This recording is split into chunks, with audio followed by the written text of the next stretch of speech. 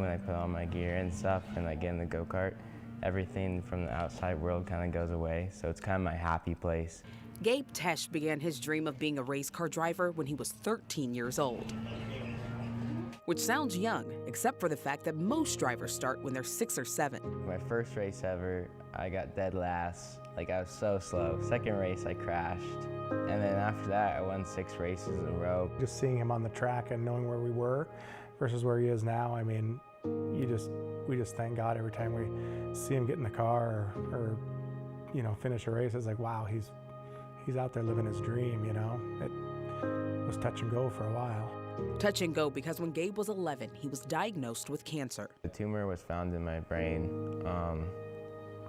and so they had to do the surgery. They took the tumor out, and they had to find out if it was cancerous, so they sent it to the tumor board. And at first, they came back to us saying it wasn't cancerous, and we were like, okay, phew.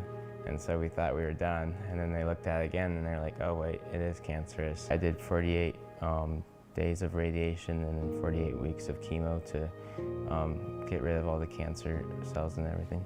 I was always just locked up in the hospital or here at home, and so I felt like I was really missing out on my childhood. I saw my friends all doing normal things and going to school, and I couldn't go to school, so I missed 2 years of school. I missed 2 years of hanging out with my friends because I was just in and out of the hospital. And then chemo was probably the toughest part because it would just make me so sick and so weak, and I'd just be puking all day and all night and just feeling super weak and in pain. And there's just nights where I couldn't sleep because I was up all night, just feeling just terrible. He leaned on his family for support, but especially on his mom. A couple months before I was diagnosed, my mom actually just finished cancer. When we first found out he was gonna have to do chemo treatments and stuff, we were talking to him, and Sherry asked him, she said, are you okay, bud? I mean, are you scared? And he said, no, Mom, I just seen you go through it, and I know you can do it, so I can do it too. Yeah, so for me, it was a total blessing to be able to go through it and have him see that, you know, me go through it and then say, okay, I can do this. So I wouldn't change it for the world. When he finished treatment, the Wishing Star Foundation sent Gabe and his family to Austin, Texas to make his dream come true of attending a Formula One race. So on the flight home, I told my parents I wanted to be a race car driver, and they kind of laughed at me at first.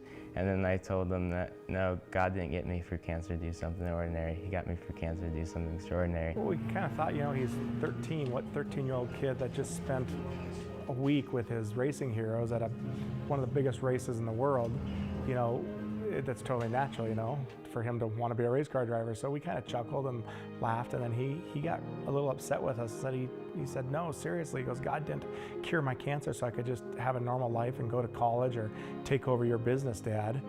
He goes, he did it so I could do something big, so I could realize that I want to do something big with my life. That's exactly what Gabe is doing, something big. He's now a Formula 4 driver working towards becoming Formula One.